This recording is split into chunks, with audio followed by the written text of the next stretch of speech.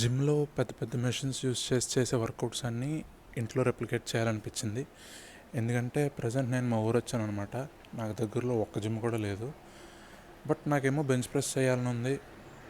మా ఇంట్లో bench press machine లేదు. సో ఏం చేయాలని ఆలోచిస్తున్నప్పుడు I went back to basics and I think I found a solution to do bench press without having actual bench press machine. నాకు తెలిసి ఈ ప్రాబ్లం నా ఒక్కడికే కాదు, చాలామందికి వచ్చి ఉంటుంది. ఈ వీడియో అయితే సేవ్ చేసుకోండి, ఎందుకంటే మీకు మళ్ళీ ఈ వీడియో కనిపిస్తుందో లేదో నాకు తెలియదు.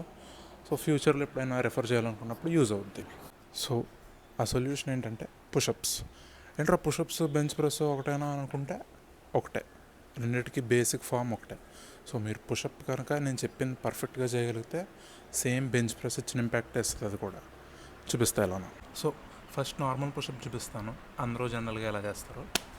So take your stands, start pushing grounds. ఇలా పుషప్ చేస్తే జనరల్గా వార్మప్ కోసం లేదంటే కాంపిటీషన్ కోసం అయితే బాగుంటుంది. బట్ నేను చెప్పింది కొంచెం డిఫరెంట్. సో ఇది ఎలా అంటే, బెంచ్ ప్రెస్కి మనం జనరల్గా గ్రిప్ ఎలా పట్టుకుంటాం, మన చెస్ట్కి 45 degreesలో మన ఆర్మ్ ఉండేలా చూసుకుంటాము. సేమ్ అదే పొజిషన్ పెట్టుకోవాలి. అండ్ గ్రిప్ కూడా సేమ్ మన షోల్డర్ లెంత్ పెట్టుకోవాలి.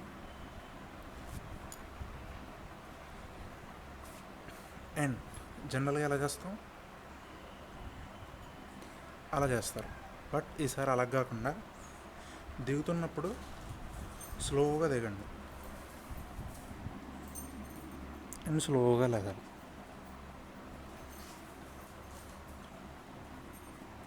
One, 2, 3,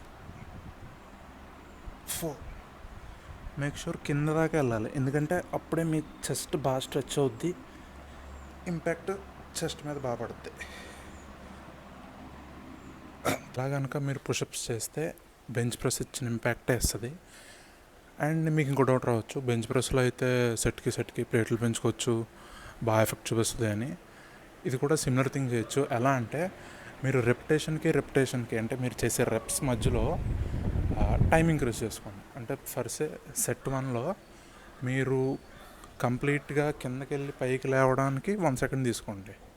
సెట్ 2 చేసినప్పుడు మీ ఈచ్ రెప్యుటేషన్కి 2 seconds తీసుకోండి. అంటే మీరు పడుకొని లేవడానికి 2 seconds పట్టాలి. 2 seconds లోపు చేయకూడదు. 2 seconds లోపు చేస్తే మీకు ఎక్కువ ఎఫెక్ట్ పడకపోవచ్చు. అండ్ సెట్ 3 చేస్తున్నప్పుడు రెప్యుటేషన్కి 3 seconds తీసుకోండి. అలా చేస్తే మీరు నిజంగానే బెంచ్ ప్రెస్ చేస్తున్న ఫీలింగ్ వస్తుంది, చెస్ట్ సూపర్ పంప్ వస్తుంది.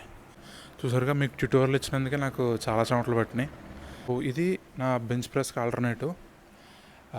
నెక్స్ట్ వీడియోలో లాట్ పుల్కి ఆల్టర్నేటివ్ ట్రై చేద్దాం అనుకుంటున్నా. సో అది కూడా కావాలనుకుంటే మిస్ అవ్వకూడదు కాబట్టి ఫాలో కొట్టండి. అండ్ వీడియో నచ్చితే లైక్ చేయండి, షేర్ చేయండి ఎవరికైనా తెలియాలనుకుంటే వాళ్ళకి.